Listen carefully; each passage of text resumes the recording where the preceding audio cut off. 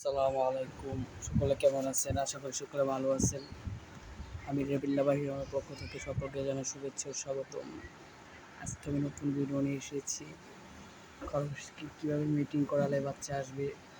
অনেকে মিটিং করায় কিন্তু বাচ্চা আসে না, আবার বাচ্চা আসলেও বাচ্চা বেশি দিন টেকে না, তাড়াতাড়ি মরে যায়। আজকে তোমাদেরকে বলবো কীভাবে তোমরা বাচ্চা নিবে মিটিং করা। তা মেয়ে খরগোশের কমপক্ষে পাঁচ মাস হতে হবে, আর ছেলে খরগোশ বয়স 1 বছর বা 6-7 মাস হলে হবে। নিচে হলে বাচ্চা আসবে না। সকলে আমার কথা বুঝতে পারছে?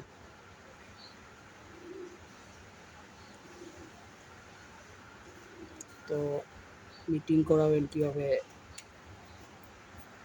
মিটিং করালে পরে যে ছেলে খরগোশের খাঁচাটা আছে, আপনারা সেই খাঁচার মধ্যে মেল খরগোশটা আর কি ফিমেল খরগোশটা মেল খরগোশের খাঁচার মধ্যে দিয়ে দিবে। এই দিলে তারা মিটিং করবে। আবার অনেকে ভুল করে ফিমেল খরগোশের খাঁচায় মেল খরগোশটাকে দেয়, তো সেক্ষেত্রে তারা মিটিং করে না, তারা মানে করে না, বাচ্চাও হয় না যদি করেন। তো আপনারা বুঝতে পারছেন, মিটিং করালে মানে একবার করলেই হয়, কিন্তু তারপর আপনারা 2বার করলে ভালো হয়, বাচ্চা আসে। তো এই আপনারা ধরেন প্রথম দিন একদিন মেয়ে খরগোশটা ছেলে খরগোশের কাছে দিবেন, তারপর আবার দ্বিতীয় দিন দিবেন, মিটিং করবে 2 দিন ব্যাস।